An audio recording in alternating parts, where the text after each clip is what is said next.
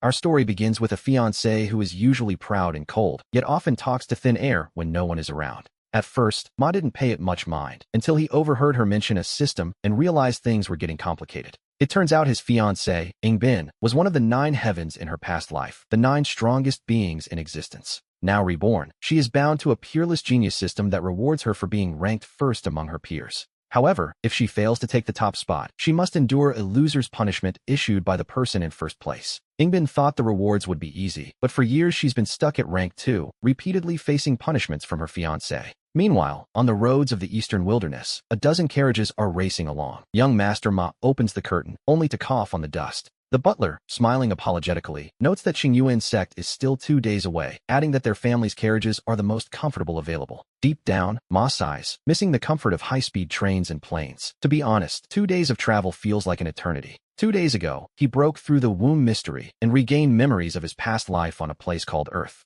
That world had advanced technology, but this one is different, a world where everyone worships the path of martial arts. Now 16, he barely enjoyed the leisure of a wealthy family before his father packed him off to the Qingyuan sect entrance exam. He looks toward the 3 suns hanging in the sky with a sense of longing. Legend says those 3 suns were actually painted there. This isn't just a myth, it is recorded history. And in this world, such power is a reality one can actually achieve. An hour later, the journey continues. The Ma and Ing families have been close for generations, and their elders naturally decided to join them in marriage to strengthen the bond. Ma casually asks Bin what she'd like to eat so he can tell the kitchen, but she completely ignores him. She doesn't even spare him a glance before entering her quarters. It seems the lady is still carrying the weight of her family's past. The butler tries to explain her behavior, but Ma cuts him off. There is no need. He knows he was quite the brat in the past. He feels a bit helpless, wondering how he became such a problem child in this new life. Years ago, disaster struck the Ing family. After the tragedy, Bin was left all alone, so Ma's father arranged for her to settle in their estate. Back then, Ma constantly bullied her, though deep down, he actually liked her. It was a bit like a middle schooler pulling a girl's hair just to get her attention. And as we all know, those who lose everything usually have a far from simple destiny. As a fan of novels in his past life, Ma couldn't help but wonder about her potential. Just then, the waiter arrived with a beaming smile, carrying a tray of hot soup. Ma's lip twitched as he muttered to himself, wondering why, after living 2 lives, he hadn't been blessed with some kind of golden finger or cheat ability.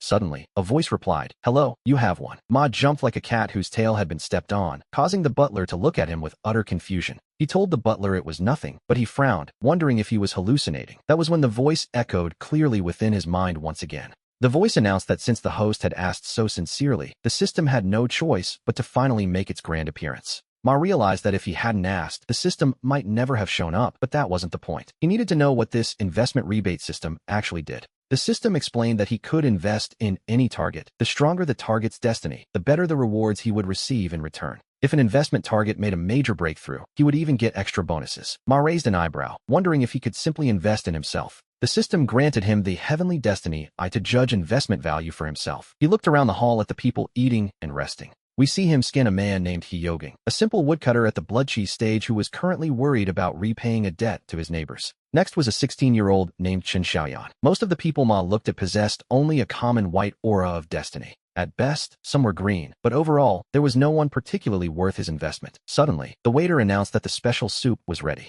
The soup had been prepared with a 10-year-old mountain ginseng as requested, and the waiter prepared to carry the stone box up to the 2nd floor. Feeling a sudden spark of curiosity, Ma stopped him and took the box himself. His gaze shifted toward the private room at the end of the hallway. He wondered what kind of destiny his fiancée might possess. When he entered, Bin was sitting by the window and frowned slightly at his intrusion. Ma didn't even notice her annoyance, as he stood frozen in place. Her stats appeared. Bin, age 16, currently at the mortal body realm with no cultivation. At that moment, his heavenly destiny began to cloud over. It seemed the karma surrounding her was so immense that it was difficult for the system to process. After a few seconds, the rest of the information slowly surfaced. Her destiny was a deep, vibrant red, the mark of a peerless empress with bones of profound ice. Her destiny was a tapestry of trials, yet she would always turn danger into luck. For now, her wings were unformed, waiting for the winds of change to soar. Recently, she had been suffering from the great Yin physique. Before her meridians opened, it appeared as a crippled state, and until she mastered that power, she would endure the agony of extreme cold every single day. It was quite a sudden revelation. Ma simply left the soup, told her to drink it while hot, and departed. After he left, Bin murmured softly to herself, "To think I have returned to this very day." Suddenly, a crisp, clear chime echoed right beside her ear.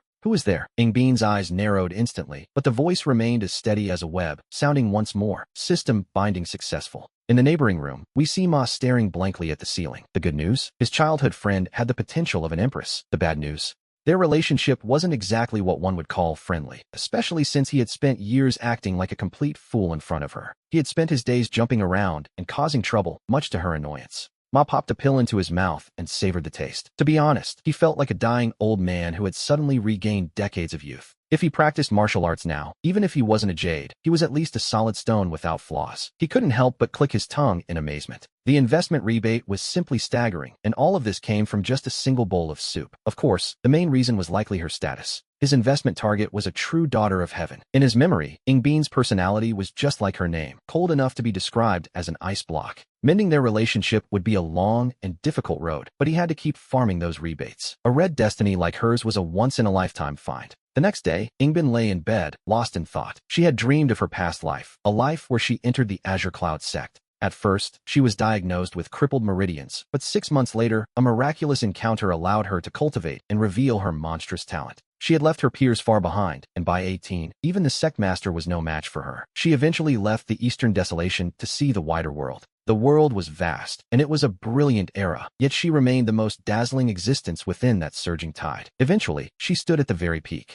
She became one of the 9 sovereigns, standing equal to the 5 emperors of the central continent. Bin slowly opened her eyes, her gaze steady. Everything reminded her that she had truly returned to the past, yet she encountered something that had never appeared before, strange text floating in the air. This system is the Peerless Genius System, dedicated to helping the host achieve the path of invincibility. Only Bin could see these words, but they changed everything. Her expression remained calm and indifferent. After all, Bin had already walked the path of invincibility once before in her previous life. Back then, only those who used the most extraordinary means could even hope to stand against her. In her prime, she was truly peerless. The system then revealed a new piece of information. The ultimate reward for completing the challenges was a chance to achieve immortality. Immortality was a word that existed only in legends. It was said that in every era, only one unique immortal would appear across the realms. To be truly immortal meant absolute transcendence. Yet since the ancient dynasties settled the world, becoming an immortal had become a mere myth. It was as if the path had been completely severed, adding a layer of mystery to the closed gates of heaven. In her past life, she chose the hardest path. It was a lonely road that only a handful of people in history had ever successfully navigated, and even she had fallen one step short. But now, this system claimed to offer that very chance. Bin calmed her racing heart and asked what these challenges actually entailed. The system explained that every month, it would rank the geniuses of her generation within a certain region and distribute rewards based on her rank. The current ranking range was the Eastern Desolation. Suddenly, a flood of memories and rules regarding the system filled Bin's mind. There were strict limitations, no outside interference was allowed, and she could not reveal the system's existence to make others lose on purpose. Essentially, every shortcut was blocked. However, in her previous life, Bin was already the very definition of a monstrous genius. With her memories intact, retracing her martial path would only make her stronger than before. If the system was telling the truth, her journey would be much shorter. It might even allow her to step into that unknown realm. A prompt then appeared, asking if she wanted to enable the punishment mechanism. Enabling it would make the rewards even more generous, but if she wasn't at the top when the rankings were announced, she would face a penalty. Her choice was clear. She was confident she would be number 1, so the punishment was irrelevant. The next morning, breakfast was served. We see Ma casually grab a meat bun while glancing at Bin. She sat there with nothing but a simple bowl of plain white porridge. Thinking that wasn't nearly enough, Ma pushed a plate of eggs toward her. Bin didn't say a word. She simply looked up at him. Feeling a bit embarrassed, Ma apologized for his past behavior. He didn't expect a few words to fix everything, especially if she was still angry. But to Bin, those past grievances weren't even worth remembering. She continued eating, not giving him a single extra moment of her attention. In his previous life, Ma's talent was mediocre at best. He barely entered the Qingyuan sect and was kicked out after a year. By then, Bin had already become the most dazzling genius of her generation, and Ma felt like a mere footnote in her story. We see Ma pause mid-meal as the system rewards him 1,000 silver taels for providing a single egg and some porridge. He couldn't help but wish she'd eat more. At this rate, 3 meals a day could make him a very wealthy man indeed. 2 days later, our group arrived at Xiang City, where the gates were a chaotic flood of horses and bustling carriages. Looking toward the distant Qingyuan mountain, many travelers showed faces of longing, for in this land, martial strength is everything. In Xiang, there is only one power that truly matters, the Qingyuan sect. After entering the city, they headed to an inn. Ma requested 2 premium rooms from the clerk, one for himself and one for Bin, as the servants had already departed. The clerk apologized, explaining that they were short on rooms and the two of them would have to share a single suite. And so, Ma and Ingbin found themselves sharing a room. While unpacking, he mentioned a skilled physician his father knew in town. He suggested they visit the doctor that very day, but sitting by the tea table, Ingbin simply shook her head in refusal. Ma insisted, noting that even a little relief from her symptoms would be good, while Ingbin watched him with an unreadable expression. He claimed he needed to report back to his father, mentioning that the Sanyang clinic was only 2 streets away. Ingbin sipped her tea, seemingly weighing the name of the clinic in her mind, before finally giving a silent nod of agreement. At the clinic, Ma presented a letter from his father to a middle-aged man, who smiled upon reading the familiar handwriting. The man spoke of Ma's father, Dalong, with the fondness of an elder, which struck Ma as quite odd given his youthful appearance. A young apprentice proudly chimed in, revealing that his master was actually 96 years old, leaving Ma utterly speechless. Ma wondered if the man had mastered some secret art of longevity, but the doctor dismissed it as a simple, minor technique. The doctor gestured for Ingbin to step forward, and as she sat, he skillfully flicked a golden thread around her slender finger. Ma watched the process with genuine interest, while the apprentice assured him that his master's skills were second to none. The apprentice boasted that there were very few illnesses his master couldn't cure. The middle-aged doctor smiled, clearly enjoying the praise, but a second later, his expression shifted as he let out a soft gasp and his brow furrowed. The golden thread trembled as a layer of frost suddenly raced from Ingbin's fingertip. The doctor recoiled as if struck by lightning, snapping the thread to save himself. Ma asked how she was, noticing the man was visibly shaken by the encounter. The doctor's brow remained tightly knit in deep thought. He eventually shook his head at Ingbin, admitting it was inconceivable that she was even alive today. He noted that she must have been diagnosed with severed meridians before, a claim Ingbin confirmed with a simple nod as the doctor fell back into silence. He speculated that this might not be a disease at all, but rather a rare, special constitution, though he would need to consult ancient texts to be certain. Since it wasn't a standard illness, he could only prescribe medicine to dull the pain. Ingbin was briefly surprised by his insight before returning to her usual calm. To be honest, anyone who could see that much was a top-tier physician in Xiang. Ma himself only learned the truth much later, in his previous life. In that life, he had found the answer within a hidden, ancient sanctuary. Those records described 10 legendary constitutions known collectively as the 10 extremes. 9 of these, including the Tine Moon body, had long since vanished into the realm of myth. We see the doctor produce a small porcelain bottle. He offered his own refined pure yang pills for 200 silver taels. Ma, thinking the price quite reasonable for the whole bottle, prepared to pay. However, the doctor slowly raised a single finger, clarifying it was 200 taels per pill. Ma didn't blink. He simply slapped a stack of bills onto the table. He declared he would take 1,000,000 taels worth, a statement that caused even the composed Ingbin to raise an eyebrow in sheer disbelief. The doctor's mouth twitched as he pushed the bottle forward, explaining there were only 12 pills inside. Ma nodded, acting as if he were settling for less. After they bowed and departed, the doctor scratched his chin, puzzled. He had heard the two were on bad terms, yet Ma seemed desperate to spend a fortune on her. He picked up the frosted golden thread, his expression turning pensive. If she truly possessed one of those constitutions, her potential would be beyond imagination. Just then, an apprentice returned with a messenger hawk. He retrieved a letter from the bird's beak, which bore the seal of the 6th elder, Xuejing.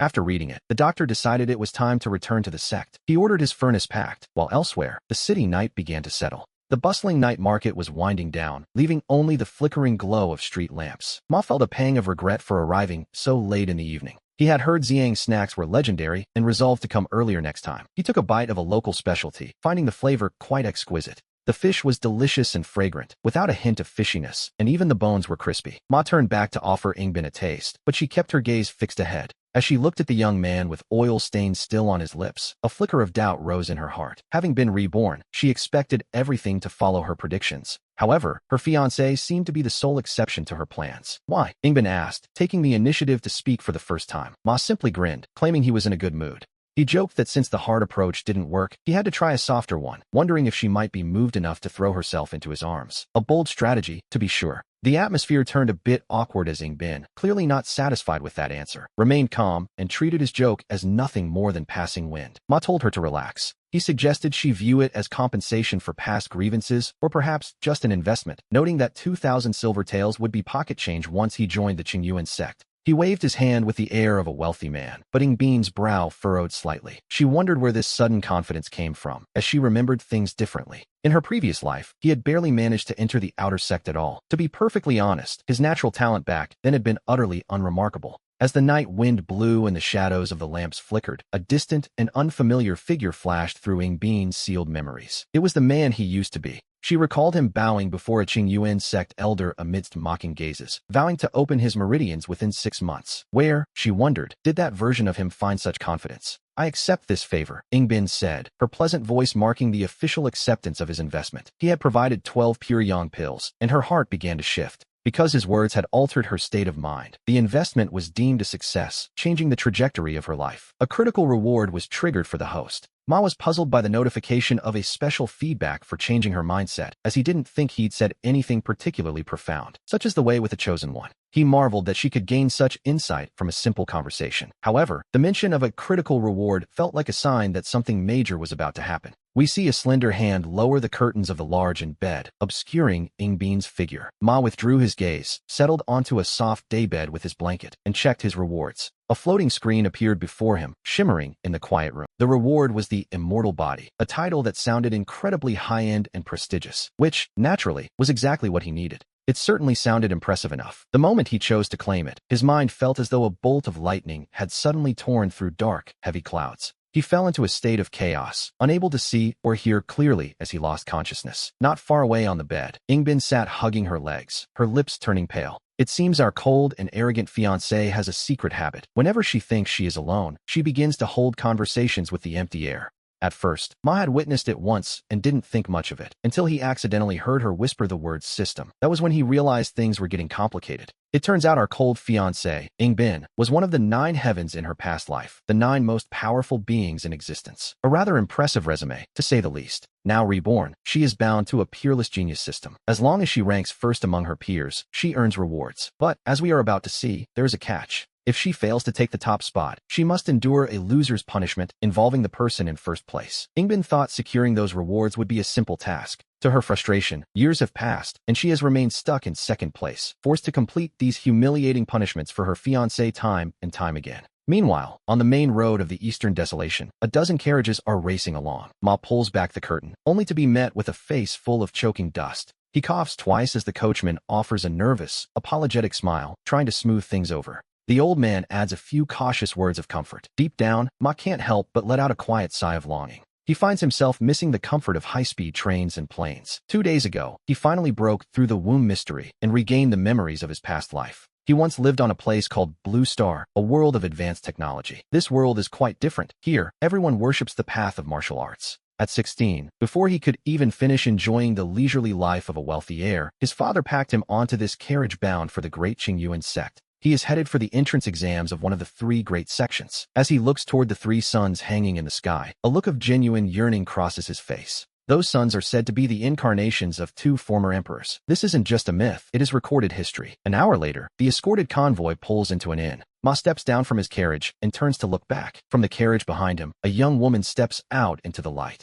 It is Ingbin, dressed in electric blue, looking breathtakingly beautiful. Ma's family, the Li family, and the Ing family have been close for generations, starting with their grandfathers. By the time it reached their generation, the elders were eager to arrange a marriage to bring the families even closer. Ma asks her if there is anything she'd like to eat. He offers to tell the kitchen to prepare something, but Ingbin treats his words like thin air. She doesn't even spare him a glance before heading inside the inn. The butler hurries to explain that Lady Ingbin is only acting this way because of the tragedy her family suffered. However, before he can finish his sentence, Ma cuts him off, telling him there's no need for excuses. He admits his past behavior was far too ridiculous. He wonders how he ended up as such a brat in this world. Years ago, a disaster struck the city and Ingbin's family perished, leaving her the sole survivor. Ma's father had taken her in to settle at the Li estate. He used to go out of his way to bully her, though deep down, he actually liked her. It was that classic middle school behavior, pulling a girl's hair just to get her attention. As a former fan of web novels, Ma knew all too well that characters who lose their entire families are usually destined for greatness. He couldn't help but let his mind wander. When the waiter arrived with a beaming smile and a tray of soup, Ma's lip twitched as he muttered to himself about how, after 2 lifetimes, he still hadn't received a cheat code or system. Suddenly, a voice replied, "Hello, you have one." Ma jumped like a cat that had its tail stepped on, startled by the unexpected sound. The butler looked at him with a confused expression, but Ma quickly dismissed it, claiming nothing was wrong. He frowned, wondering if he was simply hearing things. Just as he began to doubt his sanity, the voice echoed in his mind again, telling him that since he had asked so sincerely, the system had no choice but to appear. Ma realized that if he hadn't asked, this thing might never have shown itself. But that wasn't the point. He needed to know what this system actually did. It explained that it was an investment rebate system. Our protagonist can invest in any target, and the stronger their destiny is, the better the rewards he will receive. If an investment target makes a major breakthrough, he even earns extra bonuses. Ma raised an eyebrow, intrigued by the possibilities. He wondered if he could invest in himself, but the system simply granted him the eyes of destiny and told him to judge an object's investment value for himself. He looked up at the people eating in the hall. One was named He Jen, a woodcutter whose cultivation was merely at the blood cheese stage. The poor man was traveling on borrowed money and was currently worrying about his debts. Another was a 16-year-old named Chen Xiaoyan. As he scanned the room, most people showed a white destiny, with the best being green. In short, there was no one here particularly worth his investment. The waiter interrupted his thoughts, announcing that the soup, prepared with a 10-year-old mountain ginseng as requested, was ready to be taken to the second floor.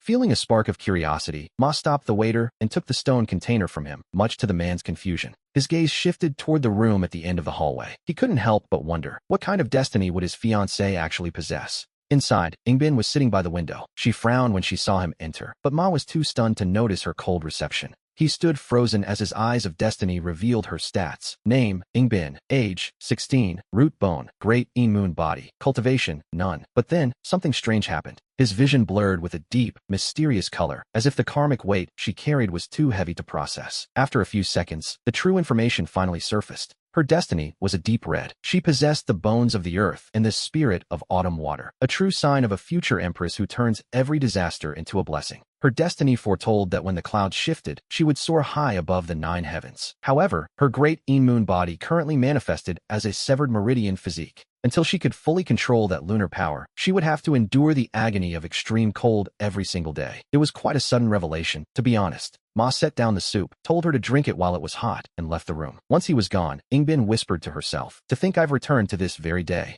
Suddenly, a crisp chime echoed in her ear. "Who's there?" she demanded, her eyes narrowing instantly. But the voice that followed was warm and persistent. The voice announced that the system had been successfully bound. Meanwhile, in the next room, Ma was staring at the ceiling in a daze. He had some good news and some bad news. The good news was that his childhood friend had the potential of a great empress. The bad news, their relationship was terrible, and he had spent years acting like a nuisance. Once she joined the Qingyun sect, she was bound to shine. Ma couldn't help but imagine the scene where the protagonist's talent shocks the entire village. In that scenario, the minor villains who used to bully the hero would usually be trembling in line to get their faces slapped. Just then, a notification appeared. For his investment of 1 bowl of mountain ginseng soup, he was rewarded with a Heaven Spirit Essence pill. He popped it into his mouth, tasting the sudden rush of power. He felt as if a withered old man had suddenly regained decades of youth. Even if he wasn't a peerless jade, he was now at least a solid stone without any flaws. He clicked his tongue in amazement. The return on this investment was staggering, especially considering it only cost him a single bowl of soup.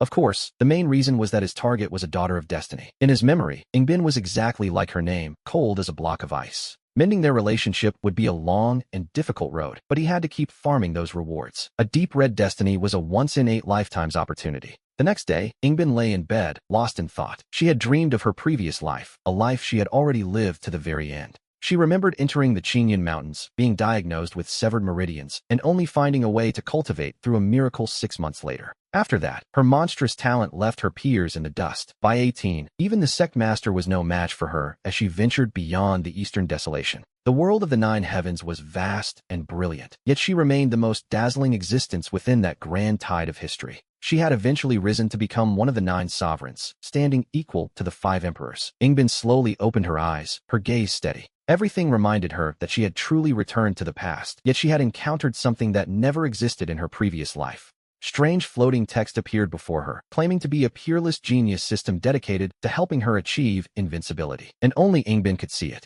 We see her expression remain calm and indifferent. After all, Ingbin had already walked the path of invincibility once before in her previous life. Even in the most desolate lands, she had relied solely on her own exceptional means to survive and thrive. At that moment, the system displayed a new message, causing Ingbin's breath to hitch as she saw a word that existed only in legends. Tradition says that in every era, a unique immortal appears within the 9 heavens, one who has achieved true transcendence and immortality. However, since the ancient order stabilized the world, becoming an immortal had become a mere myth, as if the path had been completely severed. With the gates to immortality closed, Ingbin had previously chosen the most difficult path, one that only a handful of people had ever attempted. She had ultimately fallen one step short, yet this system now claimed to offer a chance at that very immortality. She quickly calmed her heart. She asked what the challenge meant, and the system explained it would rank all geniuses of her generation within a certain region every month. Once the rankings were announced, rewards would be distributed based on her position. Currently, the ranking scope was limited to the Eastern Desolation.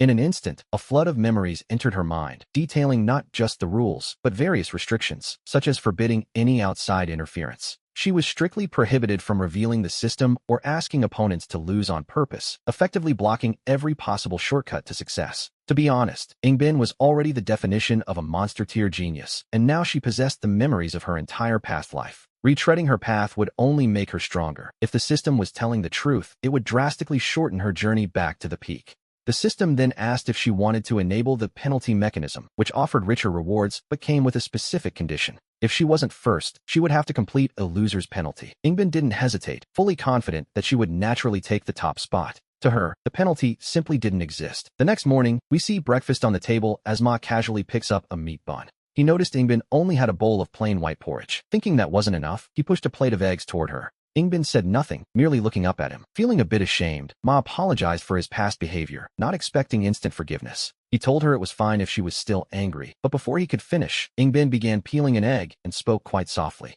Ma was stunned to see no hidden resentment on her face. It wasn't so much forgiveness as it was a complete, chilling indifference. It seemed those past grievances weren't even worth remembering. Ingbin simply continued eating, never sparing Ma another glance or a second thought. In her memories, Ma's talent was mediocre at best, barely getting him into the Qingyuan sect before he was kicked out after a single wasted year. By then, she had already become the most dazzling figure of her generation, and in her eyes, Ma wasn't even a passing traveler in her life. Across from her, Ma paused his meal for a moment. By investing one egg in a bowl of porridge, he had just earned a 1,000-tael silver note. He couldn't help but wish she'd eat more. At this rate, he could eat his way to a fortune. He decided a midnight snack was mandatory. 2 days later, our group arrived at Xiang Prefecture. The traffic was immense, with the city gates resembling a dam holding back a flood of noisy carriages. Gazing toward Qingyuan Mountain, many travelers wore expressions of deep longing. In this world, power is divided between the empire and the sects. In the skies of Xiang, there is only one cloud that matters, the Qingyuan sect. After entering the city, we made our way to a local inn. Ma approached the counter and requested 2 premium rooms, one for himself and one for Ingbin, as the servants had already departed with the luggage. The clerk apologized, explaining that they were nearly full. The two of them would have to share a single room, and so they stayed together. Inside the room, Ma finished unpacking and mentioned that his father knew a skilled physician in town. He suggested they pay the doctor a visit. Sitting by the tea table, Ingbin simply shook her head while sipping her tea. Ma sighed, insisting that even a little relief for her symptoms would be good. Ingbin remained silent, watching him as if trying to discern his true motives. Ma added that since his father sent the money, he had to show results. He noted that the Sanyang Clinic was only 2 streets away. Ingbin paused, repeating the name, Sanyang Clinic, softly as she took another sip. She seemed to be weighing the name in her mind before finally nodding. At the clinic, Ma presented a letter of introduction from his father. The middle-aged man reading it smiled, amused that Big Long still remembered him. Ingbin's brow twitched ever so slightly at the name. Ma noticed something odd. The doctor looked no older than his father, yet he spoke with the weary authority of a much older man. The young medical apprentice proudly declared that his master was actually 96 years old. Ma was stunned by the man's youthful appearance. He wondered if it was a special cultivation technique or just healthy living. The doctor dismissed it as a minor trick and beckoned Ingbin forward. As Ingbin sat down across from him, the middle-aged man reached out and flicked a single silver needle toward her wrist.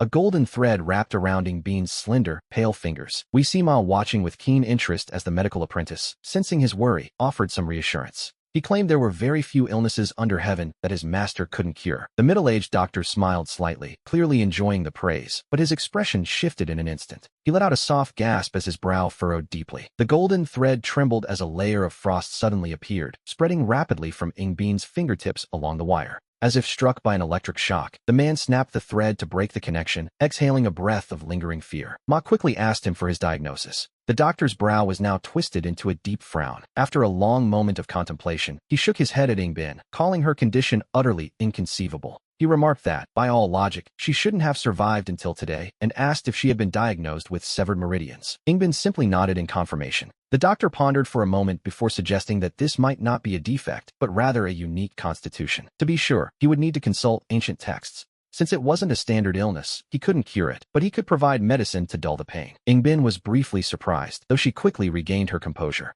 She realized his medical skills were top tier for Xiang Prefecture. In truth, she only found the real answer much later in life, after traveling to the distant central continent. There, in a hidden land with an ancient heritage, she found a record of 10 legendary, world-shaking constitutions. The author of that text had named them the 10 Extremes. It was a rare and formidable legacy, though at this moment, the doctor was merely focused on the price of the soothing pills. Ma nodded, ready to pay, assuming they wouldn't be too expensive. However, the doctor slowly held up a finger and announced they were 200 taels per pill. In a move that was almost theatrical, Ma leaned over the table and slapped down a thick stack of silver notes. He told the doctor to keep them coming, even if it cost $1 million. Yingbin's eyebrows shot up at the sight of the pile, which looked to be over 10,000 taels. In the expensive Xiang Prefecture, that was enough to buy a grand mansion. Ma gave a shy smile, suggesting it should be enough. The doctor, his mouth twitching, asked if he was planning to eat them like rice, then pushed a bottle forward for 12,000. Ma nodded with feigned reluctance, took the bottle, and bowed before leaving with Yingbin. Behind them, the doctor stroked his chin, feeling quite puzzled by the pair. He had heard rumors that these two didn't get along, yet here was Ma, seemingly terrified of not spending enough on her. He then picked up the frosted golden thread. His expression turned thoughtful. If this truly was a special constitution, the girl's natural talent would be unimaginable. Just then, his apprentice returned with a message from the sect. A hawk had delivered a letter marked with the seal of the sixth elder, Shuijing. After reading the contents, the middle-aged man let out a long, weary sigh. He decided it was time to return to the sect and told the boy to pack the cauldron. Meanwhile, the bustling night market began to thin out as the evening grew late. Only the flickering streetlights remained as the night market wound down. It was a pity, as Ma had heard Xiang Prefecture was famous for its snacks. He held 2 skewers of the local specialty, willow leaf roast. One bite revealed a savory, fragrant flavor with no fishiness, and even the bones were perfectly crisp. He turned back to offer Yingbin a taste. She looked at the young man, who still had oil on the corner of his mouth, and felt a growing sense of confusion. Having returned to this life, she expected everything to follow her memories, but this fiancé of hers seemed to be the sole exception to the rule. When she finally asked him why he was doing this, Ma simply grinned. He joked that since force didn't work, he had to try a softer approach. He teased that if she were moved by his kindness, she might just throw herself into his arms. Predictably, the atmosphere turned a bit awkward after that. Yingbin remained calm, clearly treating his joke as nothing more than wind passing her ears. Ma told her not to worry, as he was simply making up for the past. He waved it off, saying 2,000 taels was a small price to pay, especially since he would soon join the Qingyun sect and earn much more. Yingbin's brow furrowed slightly. She wondered where his confidence came from, remembering that in her previous life, he had only managed to enter the outer sect, and that was all he had achieved back then. We see a memory of his former self bowing before a Qingyun sect elder under the watchful eyes of many, vowing to break through within 6 months. She wondered where that version of him found such self-assurance. As her pleasant voice drifted through the air, she accepted the gift as an investment. 12 pure yang pills were a significant investment indeed. Suddenly, a notification appeared. His words had shifted her state of mind, marking the investment a success. The system announced a critical hit reward for changing the target's life path. Ma was baffled, as he didn't feel he had said anything particularly profound. He figured that a daughter of heaven, like Yingbin, could find enlightenment in anything. However, a critical reward often felt like a sign of impending trouble. Back at the inn, the bed curtains were lowered, obscuring Yingbin's figure. Ma looked away and settled onto a soft couch to check his rewards. A floating screen appeared, displaying the immortal body of the hanging screen. It was a physique refined through the mortal world, holding many mysteries. The prompt asked if he wished to claim it. It seemed simple enough, though the style felt a bit out of place for a world of martial arts. He wondered if the name was just a fancy description, but it sounded high-end and impressive nonetheless. He decided to claim it immediately. In an instant, it felt as though a bolt of lightning had torn through the clouds in his mind. His consciousness faded into a chaotic, silent void. Back on the bed, Yingbin sat hugging her knees, her lips pale. Ma had noticed that his usually proud and cold fiancé often spoke to the air when she thought no one was watching. He had stumbled upon it once before and hadn't thought much of it, until he accidentally overheard her whisper the word system. That was when he realized things were far more complicated than they seemed. It turned out that in her past life, Yingbin was one of the 9 heavens, the 9 strongest beings in existence. After being reborn, she had bonded with a peerless prodigy system. As long as she remained at the top of the rankings among her peers, she would receive incredible rewards. However, if she failed to take first place, she would have to undergo a loser's penalty involving whoever held the top spot. To be honest, it sounded like a rather stressful arrangement. Yingbin had assumed earning rewards would be simple, but years had passed, and she remained stuck in second place, forcing her to perform these penalties for her fiancé multiple times. We returned to the present on the main road of the Eastern Barrens, where a dozen carriages were racing along. Ma pulled back the curtain to look outside, only to be met with a cloud of dust that left him coughing. The coachman smiled, explaining that they still had a 2-day journey ahead of them before reaching the Qingyun sect.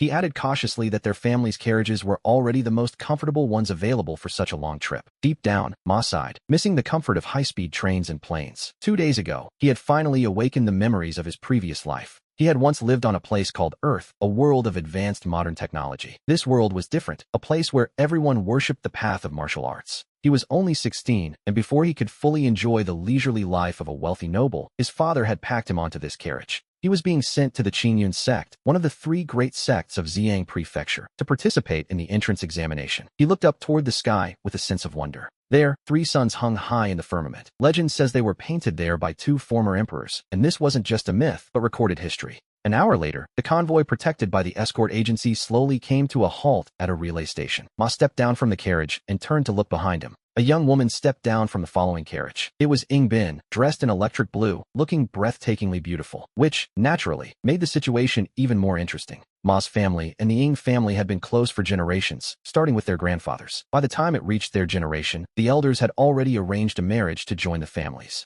He approached her, casually asking if there was anything she wanted to eat. He was trying his best to be a considerate fiancé, after all. It was because of this effort that the atmosphere between them began to shift ever so slightly. Suddenly, the system granted him the godly eyes of destiny, allowing him to judge the investment value of others for himself. And this is where his journey truly begins. He looked up at the people resting and eating in the hall, seeing a man named He Yoging, a commoner at the first stage of qi and blood who made his living cutting wood. The man's travel funds were borrowed from a neighbor, and he was currently fretting over how to pay them back. Next to him was Qin Xiaoyan, a 16-year-old commoner. We see that most of the people he observed had white destiny auras, with the best being green. In short, there was no one particularly worth investing in. Just then, the waiter at the relay station called out, announcing that the Kuan soup with 10-year-old mountain ginseng was ready to be taken up to the 2nd floor. As the waiter prepared to head upstairs with the stone box, Ma felt a sudden impulse and stopped him. Under the waiter's confused gaze, he took the box himself. His gaze turned toward the room at the end of the 2nd-floor hallway. He wondered what kind of destiny his fiancée, Ying Bin, might possess as she sat quietly by the window. When he entered the room, her brow furrowed slightly, but he had no time to read her expression. He stood there completely stunned as he looked at 16-year-old Ying Bin.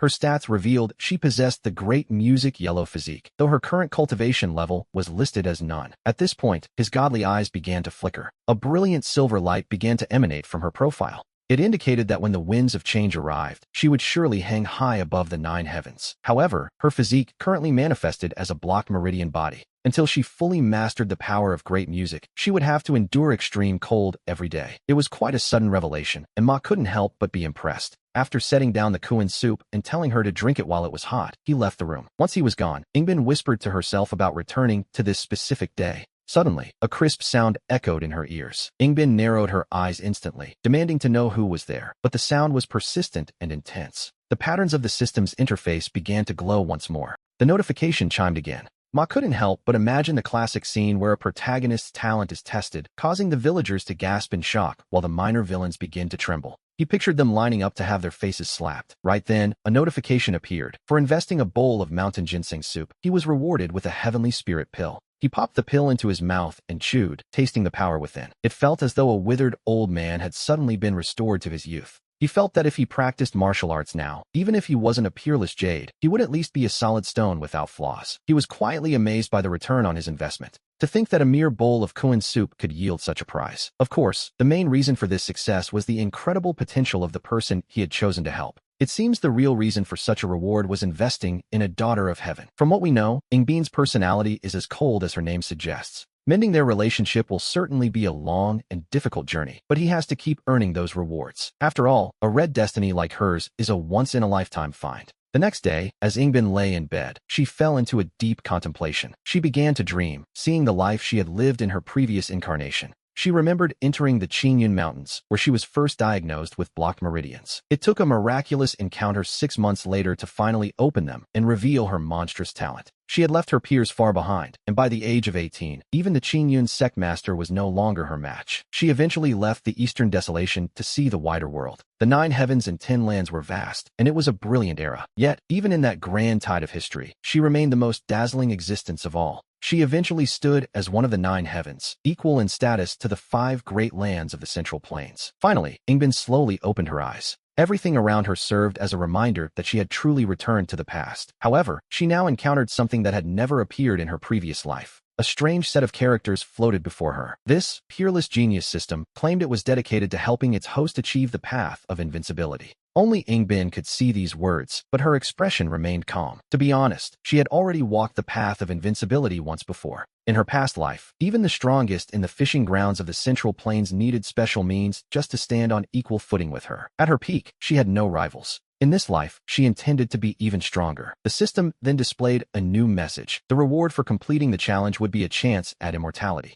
Ingbin's breath hitched for a moment. Immortal was a word that existed only in legends, said to appear only once in every era across the 9 heavens and 10 lands. A true immortal is one who achieves genuine transcendence and eternal life. However, since the ancient dynasties settled the world, becoming an immortal had become a mere myth. It was as if the path had been completely severed, adding a layer of mystery to the concept. In her previous life, Ingbin had chosen the most difficult path imaginable. It was a rare road that only a handful of people in history had ever successfully navigated, yet she had ultimately fallen just one step short of the goal. And yet, this so-called system was now offering a chance at immortality. Calming her heart, Ingbin asked what exactly these challenges entailed. The system explained that every month, it would rank the geniuses of her generation within a certain region and grant rewards based on her standing. The current ranking range was the Eastern Desolation. In an instant, a flood of memories entered Ingbi's mind, not just the system's rules, but its many restrictions. For instance, she was forbidden from using any outside factors to interfere with the challenges, and she was strictly prohibited from revealing the system's existence to others. The rules were strict, forbidding any intentional losing or outside help, effectively closing every loophole. However, in her past life, Ingbin was already the very definition of a genius. Now, possessing all those memories, her journey back to power would surely be even more formidable. If what this system claimed was true,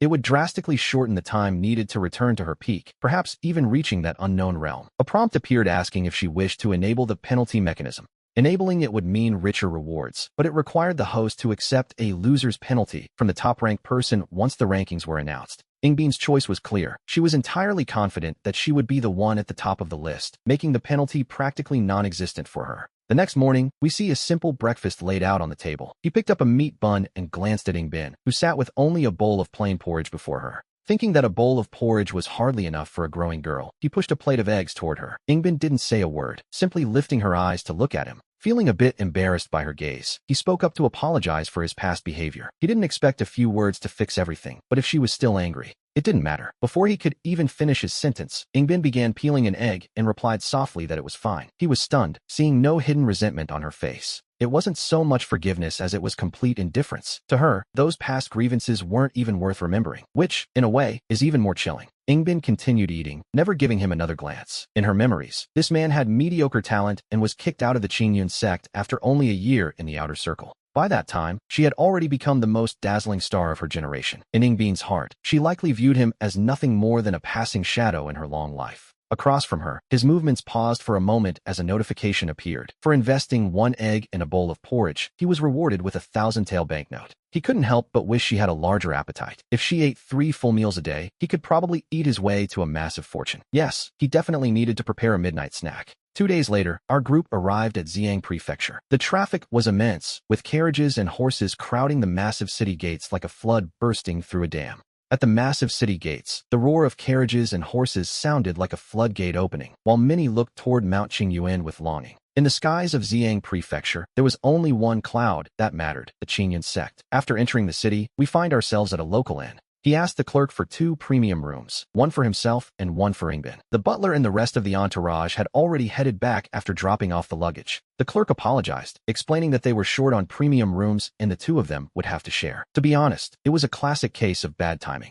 And so, he and Ingbin ended up staying in the same guest room. Inside, as he finished unpacking his things, he began to speak. He remembered his father mentioning a skilled physician nearby and suggested they visit him today. By the tea table, Ingbin took a sip of her tea. She shook her head, but he insisted that even a slight easing of her symptoms would be good. Ingbin remained silent, watching him as if trying to read his true intentions. He explained that since his father sent the money, he had to report back. The Sanyang clinic wasn't far, just 2 streets away. He deliberately frowned as he mentioned the name. Ingbin took another sip, seemingly weighing the words, before finally giving a small nod of agreement. Upon arriving at the Sanyang clinic, he presented his father's letter. The middle-aged man inside scanned it, and a warm smile spread across his face. The man remarked that it was good of Big Long to remember an old man like him. Ingbin's brow twitched almost imperceptibly at the strange phrasing. The physician looked no older than his father, yet spoke with the gravity of an elder. A young apprentice nearby proudly declared that his master was actually 96. He stared in disbelief, wondering how a doctor could look younger the more he practiced. Perhaps it was a special cultivation technique or a secret art of longevity.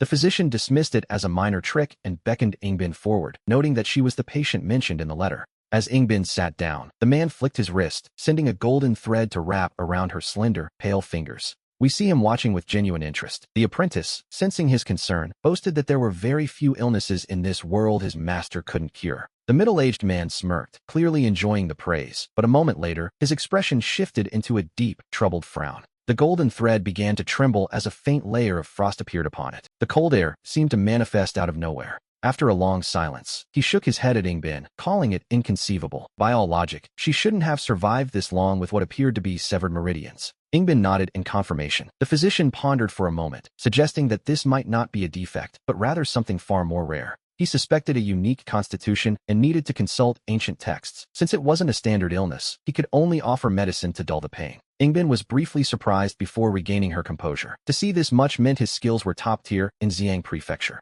In her past life, she only found the true answer much later in the Central Divine Continent, hidden within the archives of an ancient, secret sect. Those records described 10 legendary and formidable constitutions known as the 10 Absolute Bodies, which included the rare lunar eclipse physique. 9 of those constitutions have vanished, existing only in legends and theories. He offered a bottle of pure yang pills, claiming they should be effective. The middle-aged man set the price at 200 taels. It didn't seem too expensive, and he was ready to pay until the doctor slowly raised a finger. It was 200 taels per pill. In response, he leaned over the table and slapped down a thick stack of silver notes, asking for 1,000,000 worth. We see Ingbin staring at the massive pile of silver, which looked to be over 10,000 taels. In the expensive Xiang Prefecture, that was a fortune. It was enough to buy a grand mansion. He gave a shy smile, suggesting it should suffice, while the doctor asked if he planned to eat them like regular meals. The doctor pushed a bottle forward, noting it contained 12 pills for 12,000 taels. He nodded, acting as if he were doing the man a favor. After he and Ingbin left, the physician stroked his chin in suspicion. He had heard their relationship was strained, yet here he was, afraid of spending too little. He picked up the frosted golden thread, his expression turning thoughtful. If she truly possessed such a constitution, her talent would be unimaginable. Suddenly, an apprentice arrived with a message delivered by a hawk. The bird carried a letter in its beak, which bore the seal of Elder Xuejing. After reading it, the man decided it was time to return to the sect and pack his furnace. Meanwhile, our two protagonists wandered elsewhere. The bustling night market was thinning out, leaving only the flickering glow of the street lamps. It was a quiet, almost peaceful scene. He lamented that they should have come earlier to try more snacks. He held 2 skewers of the local specialty, willow leaf roast, and took a savory bite. The fish was delicious and crisp, without a single bone to worry about. He turned back to offer some to Ingbin, who was watching him intently. She stared at the grease on the young man's face, her mind filled with confusion. In this second life, she expected everything to follow her memories. But this fiancé of hers seemed to be the exception. For the first time, Ingbin took the initiative to ask him why he was doing all this. He grinned, explaining that since force didn't work, he'd try kindness instead. He joked that perhaps she'd be moved enough to fall into his arms. The atmosphere turned a bit awkward as Ingbin met his joke with a calm, unimpressed gaze. She clearly wasn't buying his playful explanation. He told her to consider it compensation for past grievances or simply an investment. To him, 2,000 taels would be pocket change once he joined the Qingyuan sect. He waved his hand with the confidence of a wealthy man. Ingbin frowned, wondering where this certainty came from, as in her past life, he barely made it into the outer sect. Back then, his talent had been utterly mediocre. As the night wind blew and the shadows danced, Ingbin looked at him, searching for the truth. In the depths of Chenfeng's memory, a distant and unfamiliar figure flickered. It was his former self, standing under the mocking gaze of a judgmental crowd. He recalled bowing to a Qingyuan sect elder, vowing to reach the pulse opening stage within 6 months. Where that confidence came from, he couldn't say. Ingbin's pleasant voice brought him back as he finalized the investment of 12 pure yang pills. We see that his words had begun to shift her inner state. The investment was a success, altering the trajectory of her life. As a reward, he was granted a critical strike bonus, a special feedback for changing her heart. He was baffled, honestly, since he hadn't said anything particularly profound. But a daughter of heaven is a special case. She can find enlightenment in anything. To be fair, a critical strike reward usually sounds like a harbinger of disaster. Later, at the inn, the heavy bed curtains were drawn shut. They hid Ingbin's figure from view. He looked away, clutching his blanket on the soft couch, while he turned his attention to the reward he had earned. It was the immortal body of the mundane world, a physique forged through the complexities of the red dust. The system asked if he wished to claim it. The choice was simple, but the description felt a bit off. This was a world of martial arts, so perhaps immortal was just a fancy way to make it sound grand. Regardless, it sounded impressive enough, so he claimed it immediately. In an instant, his mind felt as if a bolt of lightning had torn through dark clouds. He fell into a chaotic void where he could neither see nor hear, eventually losing consciousness. Nearby on the bed, Ingbin sat hugging her knees, her lips pale. We learned that his usually cold and proud fiancée had a habit of talking to the air when she was alone. At first, he hadn't thought much of it. But then he overheard her mention a system, and he realized things were far more complicated than they appeared. It turns out his fiancée was quite special. In her past life, Ingbin was one of the 9 heavens, the 9 strongest beings in the world. Now reborn, she was bound to a peerless genius system.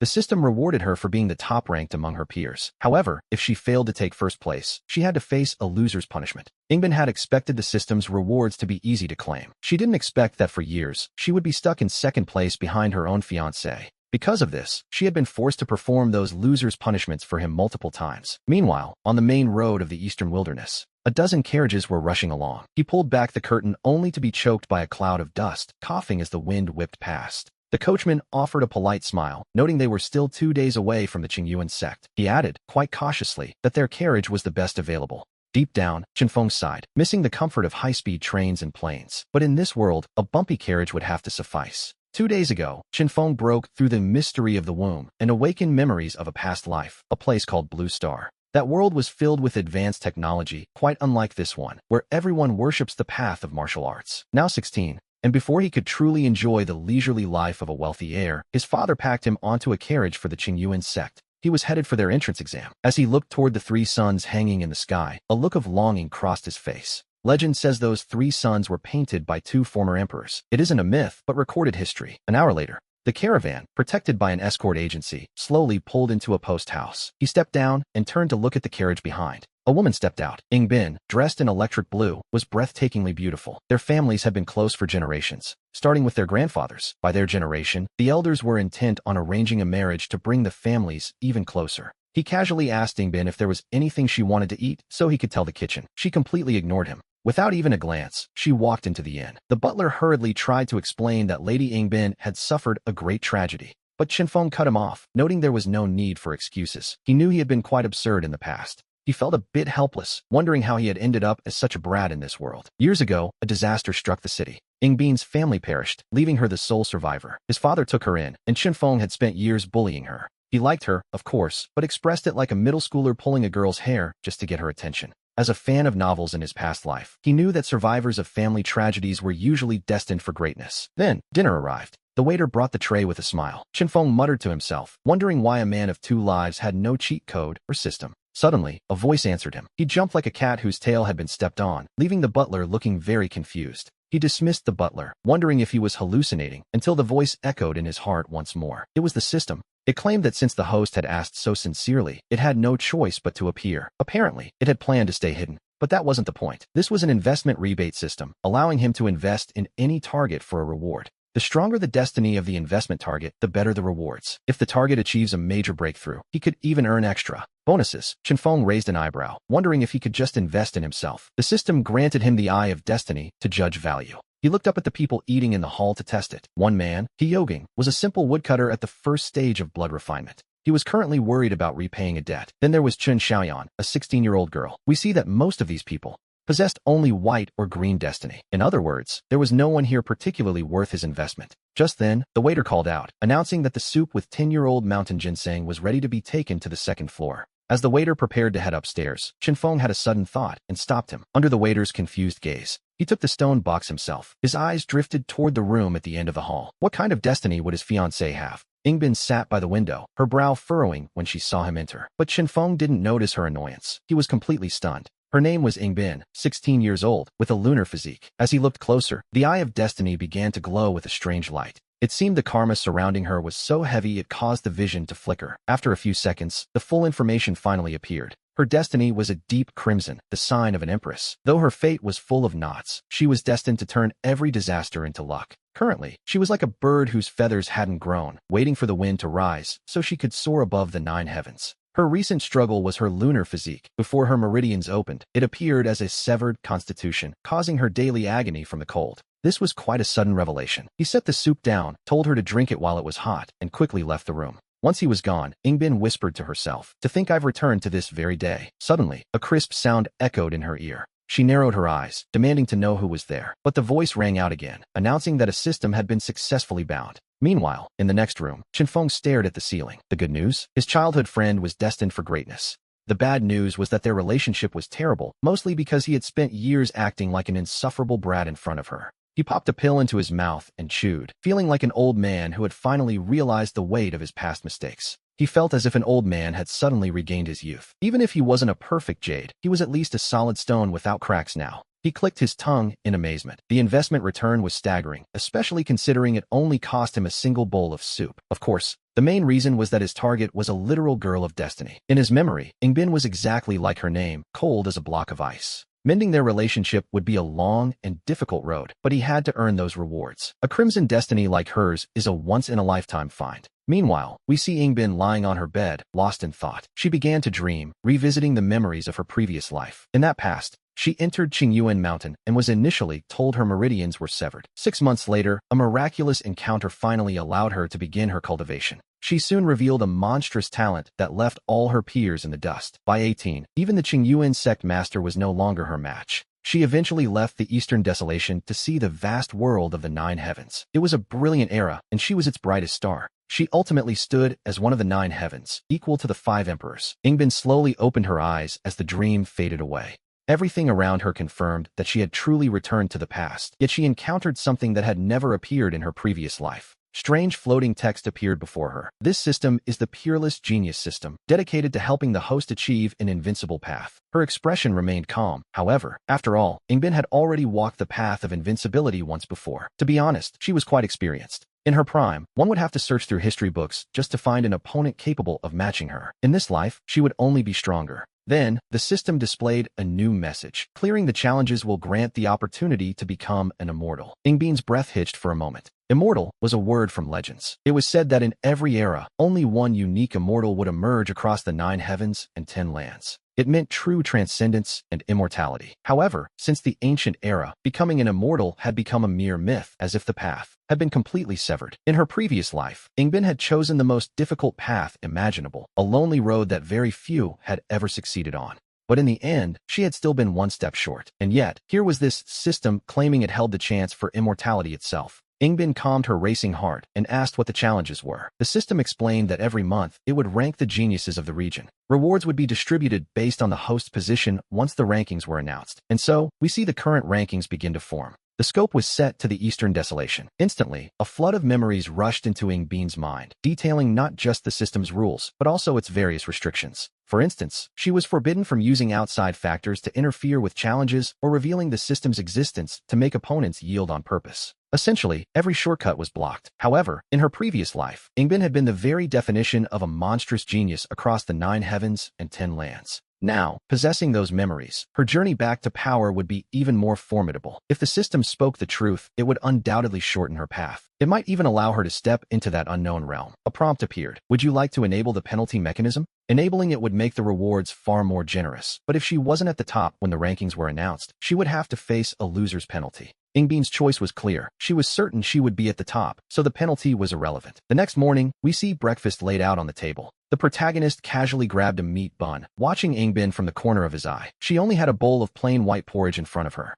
Thinking that wasn't nearly enough for a growing girl, he pushed a plate of eggs toward her. Ingbin didn't speak. She simply looked up at him with those cold eyes. Feeling a bit sheepish, he finally spoke up. He apologized for the past, knowing a few words wouldn't melt the ice, and told her it was fine if she was still angry. Before he could even finish his sentence, Ingbin began peeling an egg and gave a soft, indifferent reply. He froze, unable to find a hint of insincerity on her face. It wasn't so much forgiveness as it was complete indifference. To be honest, those past grievances weren't even worth remembering to someone like her. She chewed quietly, never giving him another glance. In Ingbin's memories, this man was someone of mediocre talent who had barely managed to enter the Qingyuan sect. He had been kicked out after a year of struggling, while she had already become the brightest star of their generation. In her heart, he wasn't even a footnote in her life. Across from her, the protagonist's hand paused. For the investment of 1 egg and a bowl of porridge, he received a reward of a 1,000-tael banknote. He couldn't help but wish she had a bigger appetite. If she ate like this every day, he could practically eat his way to a massive fortune. He decided then and there that a midnight snack was mandatory. 2 days later, our group arrived at Xiang Prefecture, a city bustling with endless convoys. The massive city gates were like a dam holding back a flood of horses and wagons. Looking toward Qingyuan Mountain, many travelers wore expressions of pure longing. In this world where sects and martial force rule the land, the Qingyuan sect was the only power that mattered in Xiang. After entering, they found an inn. He asked the clerk for 2 premium rooms, one for himself, one for Yingbin, while the butler and the rest of the entourage began to unload their belongings. The luggage was already being handled by the escorts, but the clerk at the counter offered a polite, if somewhat apologetic, bow. It seemed the inn was nearly full. The clerk explained that only 1 premium room remained for their party, and so we find our protagonist and Yingbin sharing the same guest quarters. After unpacking, he mentioned he knew a very skilled physician in the city and suggested they visit him today. By the tea table, Yingbin simply shook her head. He urged her to go, hoping it might at least ease her symptoms. Yingbin remained silent, watching him as if trying to discern his true motives. He claimed he needed to give his father an update on her health since he'd sent the funds, noting that the Sanyang Clinic was only 2 streets away. Yingbin repeated the name, Sanyang Clinic, softly, as if weighing the words. After a moment of quiet contemplation, she finally gave a slight nod of agreement. Upon arriving at the clinic, he presented a letter from his father. The middle-aged physician scanned it, a warm smile gradually spreading across his face. The man remarked that it was good of young Dalong to remember an old man like him. Yingbin's brow twitched ever so slightly at the odd phrasing.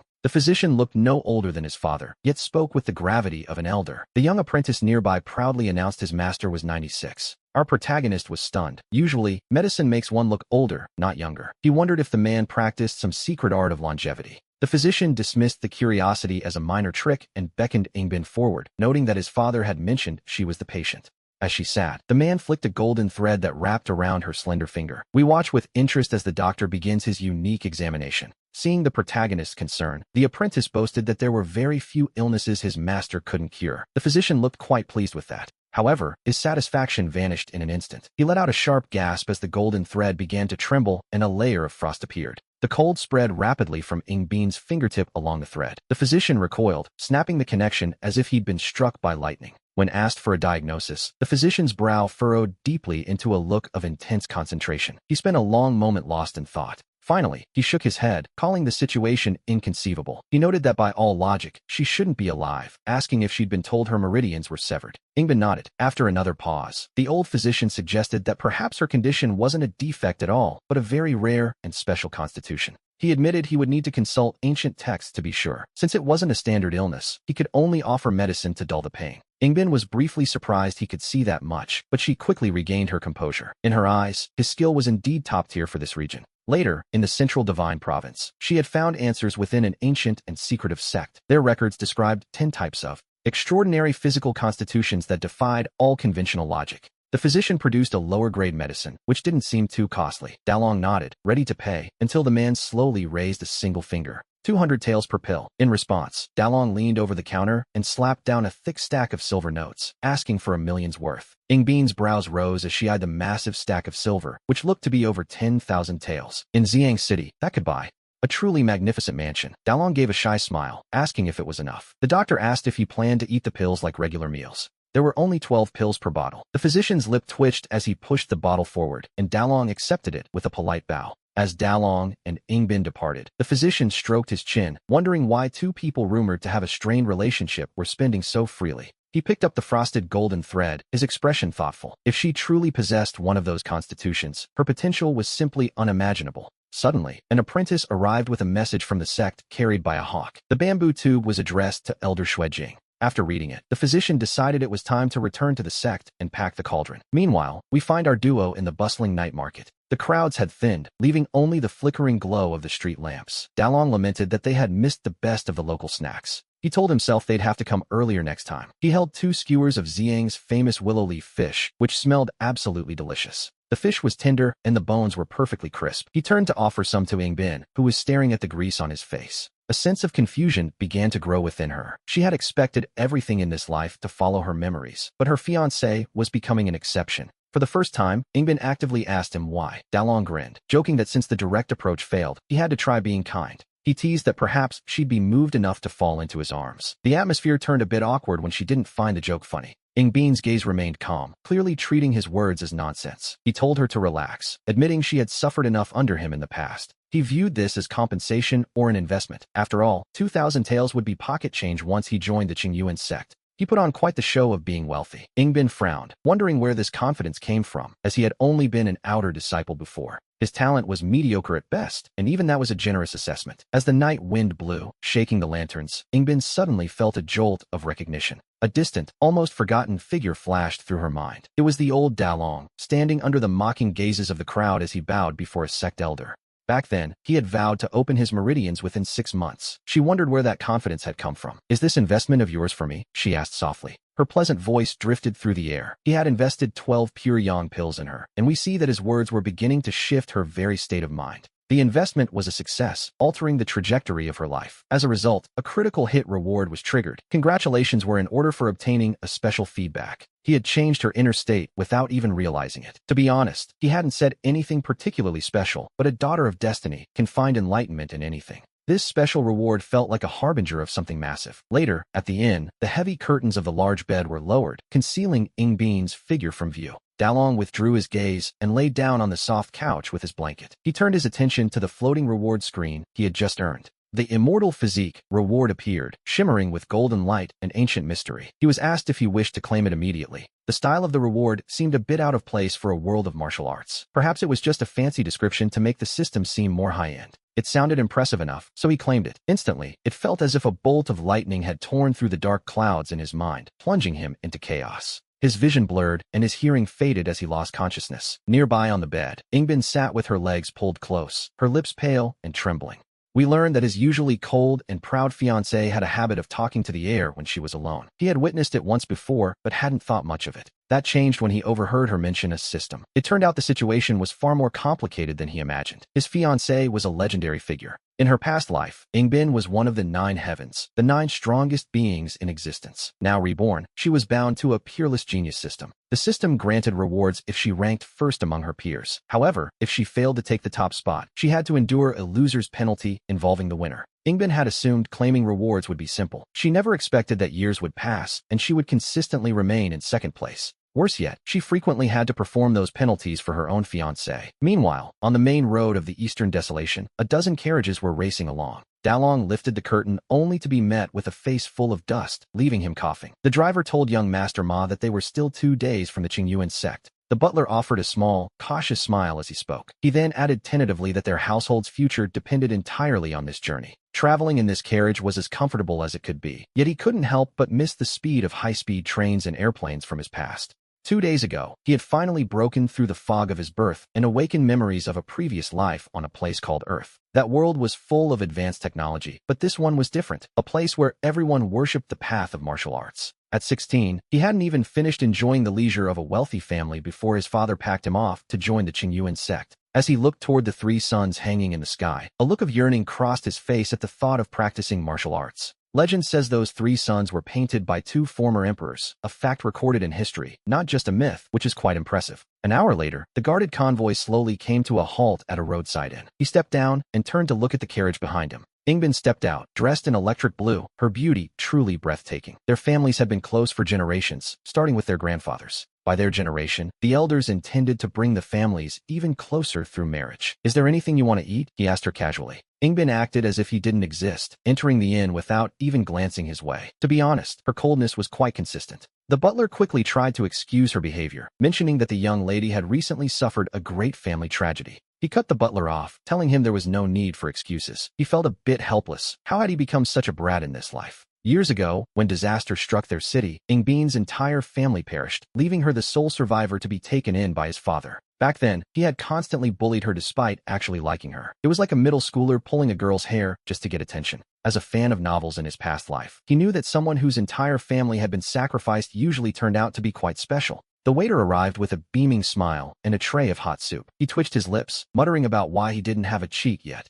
He wondered why, after 2 lives, he didn't have a golden finger. Suddenly, a voice answered, "Hello, I'm here," making him jump like a startled cat. The butler looked at him with total confusion as he bolted upright. He claimed it was nothing, though he was secretly frowning in suspicion. Just as he began to doubt his own ears, the voice echoed in his heart again, claiming that since he had asked so sincerely, it had appeared. He wondered if the system would have ever shown up if he hadn't asked, but that wasn't the point. Finally, his own system had arrived. He asked what use it had, and the system replied it was an investment rebate system, allowing him to invest in any target he chose. The stronger the target's destiny, the better the rewards, and major breakthroughs would grant extra bonuses. He raised an eyebrow at that. He wondered if he could invest in himself, but the system simply granted him the eye of destiny to judge a target's value for himself. Looking up, we see him scanning the people resting in the lobby, like he yoging, a simple woodcutter at the first stage of qi and blood. The man was worried about repaying a debt, while nearby sat 16-year-old Chen Xiaoyan. To be honest, they seemed like very ordinary folk. Most people he scanned had white or green destiny auras, nothing particularly worth his investment. In short, it was a room full of extras. The waiter arrived, announcing that the soup with 10-year-old ginseng was ready to be taken up to the second floor. On a sudden whim, he stopped the confused waiter and took the stone food box himself. He had a specific destination in mind. His gaze drifted toward the room at the end of the hall. He couldn't help but wonder, what kind of destiny did his fiancée possess? Ingbin sat by the window and frowned when she saw him enter, but he was too stunned to notice her cold expression. He simply stood there. Her stats appeared, 16 years old, with the lunar yellow body. As he watched, his eye of destiny began to flicker with a strange silver light. It seemed the karmic weight she carried was so immense it caused the vision to blur. A few seconds later, the full truth finally surfaced. Her destiny was a deep crimson, the sign of an empress. Though her fate was currently knotted with tragedy, she was destined to rise above it all. The system noted that while she appeared to have blocked meridians, she was actually a hidden talent waiting for the winds of change to soar. Until she mastered her lunar power, she would suffer daily from extreme cold. He was genuinely shocked by this revelation. What a turn of events. He set the soup down, told her to drink it while it was hot, and left. Once alone, Ingbin whispered, "To think I've returned to this day." Suddenly, a crisp chime echoed in her ear. She narrowed her eyes, demanding to know who was there, but the sound only grew clearer. A system-binding notification rang out. Meanwhile, in the next room, our protagonist was staring at the ceiling in a complete daze. The good news was that his childhood friend was a literal goddess in the making. The bad news, their relationship was currently a disaster. He realized he had spent years acting like a complete fool in front of her, and now, he had quite a lot of making up to do. Just then, a notification appeared. Investing a bowl of ginseng soup had earned him a heavenly spirit pill. He tossed the pill into his mouth. As he chewed, he felt as if a withered old man had suddenly regained decades of youth. If he were to practice martial arts now, even if he wasn't quite a flawless jade, he would be a stone without any cracks. He marveled at the results. The investment rebate was truly staggering for just a bowl of soup. Of course, the main reason for such a reward was likely because his investment target was a child of destiny. In his memory, Ingbin was exactly like her name. Her personality could basically be summed up as an ice block. Mending their relationship would be a long journey, but he had to keep earning those rebates. After all, he wouldn't encounter a crimson destiny again in 8 lifetimes. Meanwhile, the next day, Ingbin lay on her bed, lost in deep thought. She had dreamed of her past life. She remembered entering Qingyuan Mountain, where she was first diagnosed with blocked meridians, only to find a miracle 6 months later. After opening her meridians, she revealed a monstrous talent that left her peers far behind. By 18, even the Qingyuan sect master was no longer her match. She had traveled beyond the eastern desolation to see a wider world. The 9 heavens and 10 lands were vast, and it was a truly brilliant era. Yet, she remained the most dazzling presence in that surging tide. Eventually, she stood as one of the 9 heavens, equal to the 5 emperors of the central continent. Ingbin slowly opened her eyes. Everything around her served as a reminder that she had truly returned to the past, yet she had encountered something entirely new. Strange characters floated before her eyes, claiming to be a peerless genius system dedicated to helping its host achieve the path of invincibility. Only Ingbin could see these words, but her expression remained calm. To be honest, she had already walked the path of invincibility once before. In her previous life, even the Emperor could only match her by using special means. At her peak, one would likely have to search history books to find a rival. In this life, she would only be stronger. However, the system then mentioned that completing its challenges would grant her a chance at immortality. As the system displayed this new message, Ingbin's breath hitched for a moment. Immortality was a term that existed only in legends. It was said that in every era, the 9 heavens would produce one unique immortal, a being of true transcendence. Yet, since the ancient era ended, becoming an immortal had become a mere myth, as if the path had been completely severed from the world.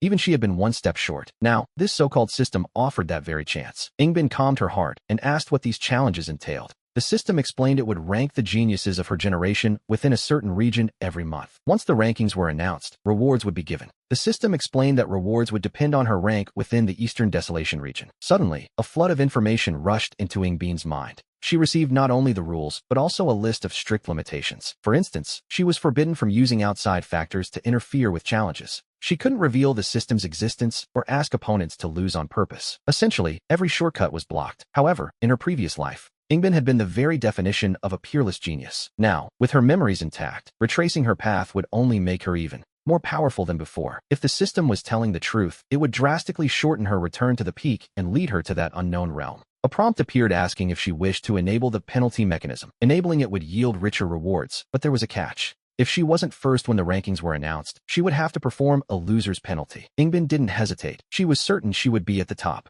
To her, the penalty simply didn't exist. The next morning, we see a table spread with breakfast. Wei Chen grabbed a meat bun while watching Yingbin from the corner of his eye. Yingbin sat with only a bowl of plain white porridge. Thinking that wasn't nearly enough for a growing girl, he pushed a plate of eggs toward her. She didn't say a word, merely looking up at him. Feeling a bit ashamed, he finally apologized for his past behavior, though he didn't expect instant forgiveness. He told her it was fine if she was still angry, but before he could finish, she began peeling an egg and calmly replied that it didn't matter. He froze for a moment. Looking at her face, he saw no hidden resentment. It wasn't so much that she was being forgiving, but rather that she was indifferent. It was as if those past grievances weren't even worth remembering. She ate quietly, giving him no further attention. In her memories, Wei Chen's talent was utterly mediocre. He had barely entered the Qingyuan sect and was kicked out after a year, while she had already become the most dazzling star of their generation. To her, he wasn't even a passing traveler in her life. Across from her, Wei Chen paused as a notification popped up. He had invested in egg and porridge. The reward was a 1,000-tael banknote. He couldn't help but wish she had a bigger appetite. At this rate, he could eat his way to a fortune.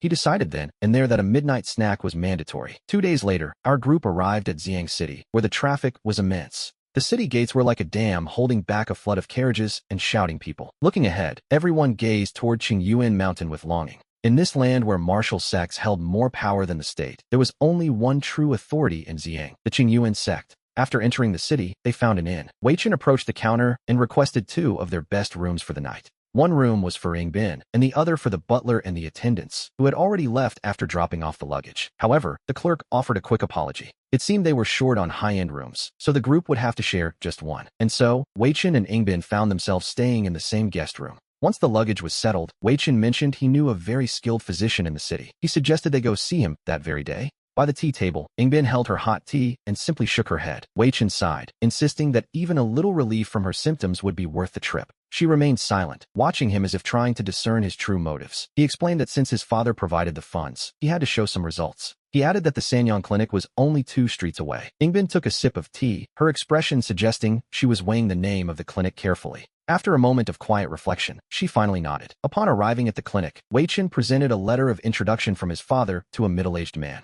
The man scanned the letter, and a smile broke across his face. He chuckled, surprised that little Dalong still remembered an old man like him. Wei Chen noticed something odd. The man looked no older than his own father, yet he spoke with the weary authority of a patriarch. The young apprentice nearby looked on proudly. The boy boasted that his master was actually 96 years old. Wei Chen was speechless. Usually, the study of medicine ages a person, but this man seemed to be getting younger. He wondered if it was a special cultivation technique or perhaps just excellent self-care. The master dismissed it as a minor trick and turned his attention to Yingbin. He beckoned her forward. Once she was seated, the physician flicked his fingers, sending a thin golden thread to wrap around her slender, pale finger. Wei Chen watched the process with genuine interest. Seeing his concern, the apprentice assured him that there were very few illnesses his master couldn't cure. The physician smiled, clearly enjoying the praise. But a second later, his expression shifted to one of confusion, and his brow began to furrow deeply. The golden thread trembled as a layer of frost suddenly surged from Yingbin's fingertip, racing toward the doctor. Startled, the man reacted as if he'd been shocked. He snapped the thread instantly and took a shaky breath. When Wei Chen asked for a diagnosis, the physician's brow was twisted into a knot of pure concentration.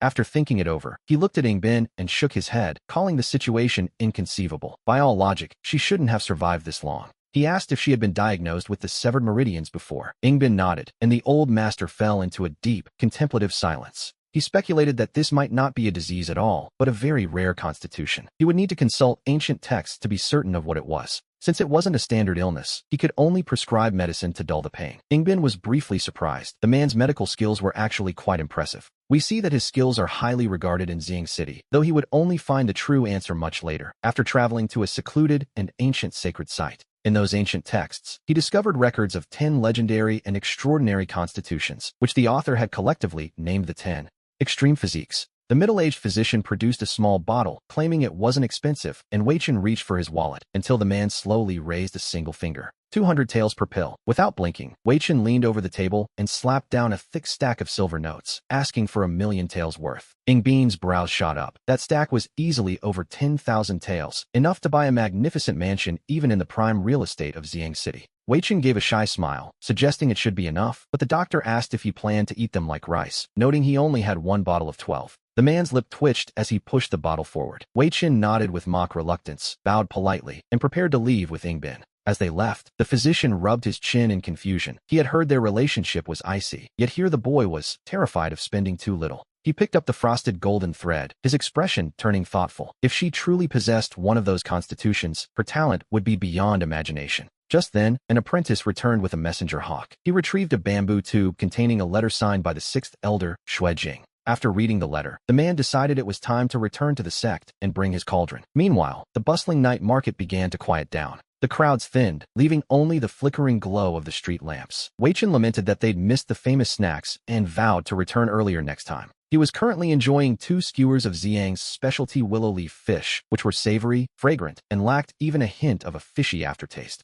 Even the bones were crispy. He turned to offer some to Ingbin, who stared at the oil on his face with a growing sense of bewilderment. Having been reborn, she expected everything to follow her memories, but her fiancé seemed to be the one glaring exception to her rules. She finally asked him why for the first time. Wei Chen grinned, explaining that since force didn't work, he had to try a softer approach. He joked that if she were the type to be moved by kindness, she might just fall into his arms. The atmosphere turned a bit awkward when she didn't laugh. Ingbin remained calm, clearly treating his joke as white noise. He told her to relax, admitting she had suffered enough because of him in the past. Whether it was compensation or an investment, it was only 2,000 taels. Once he joined the Qingyuan sect, he claimed that would be pocket change. Watching his arrogant display, Ingbin couldn't help but frown. She wondered where this sudden confidence came from, as in her past life, he barely managed to enter the outer sect. Back then, his talent was utterly unremarkable. As the night wind blew and the shadows of the lamps flickered, Ingbin felt a sudden jolt of memory regarding Wei Chen's past. A distant and strange figure flashed through her mind. It was him, standing under the mocking gazes of the crowd, bowing before a Qingyuan sect elder. He had vowed to open his meridians within 6 months, a feat that seemed impossible. "I accept this favor," Ingbin said, her voice soft as she looked at him. With those words, the investment of 12 pure yang pills was complete. We see that his words had shifted her state of mind, triggering a successful investment notification. By changing the trajectory of her life, he was granted a critical strike reward. We must congratulate our host, for he has received a truly special feedback prize. Wei Chen was left confused, wondering what he could have possibly said to trigger such a change. To be honest, a chosen daughter of heaven can find enlightenment in anything. He worried that a critical strike reward might actually be a bad omen in disguise. Later, at the inn, the heavy bed curtains were drawn, hiding Ingbin from view. He looked away and lay down on the soft couch, clutching his blanket while checking his rewards on the floating screen. The immortal body of the celestial realm. The description spoke of the golden dust of the mortal world and ancient mysteries. It asked if he wished to claim it, a simple choice, and yet, something felt off. The style of this reward seemed a bit out of place for a world of martial arts. Perhaps it was just a fancy description meant to make the prize seem more prestigious. Regardless, it sounded impressive enough, so he claimed it immediately. In that instant, it felt as if a bolt of lightning had torn through the dark clouds of his mind. He fell into a chaotic void, unable to see or hear, eventually losing consciousness entirely. Nearby on the bed, Ingbin sat with her legs pulled in, her lips pale. We learned that his normally cold and proud fiancée had a habit of talking to the air when she thought she was alone. At first, he hadn't thought much of it. That changed when he overheard her mention the word system, and he realized things were far more complicated than they appeared. It turns out Ingbin was no ordinary girl. In her previous life, she was one of the 9 heavens, the 9 strongest beings in existence. Now reborn, she was bound to a peerless genius system.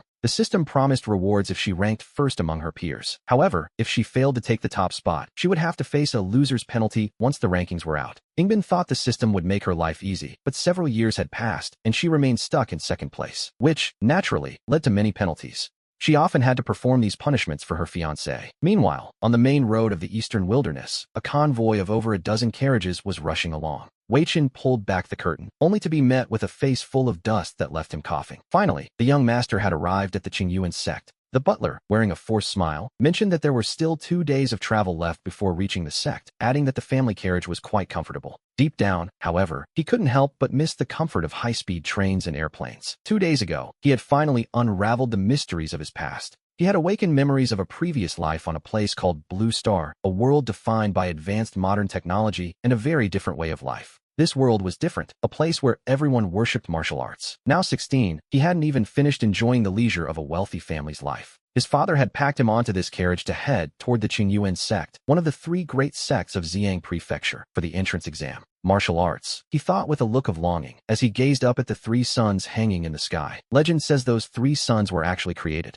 They were supposedly painted by 2 former emperors of the Great Yu, a feat recorded as historical fact rather than mere myth. An hour later, the convoy stopped. Protected by the security escort, the group arrived at an inn. He stepped down from the carriage and turned to see Yingbin exiting the one behind him. Dressed in electric blue, her beauty was truly breathtaking. The Li and Ying families were old friends, having been close since his grandfather's generation.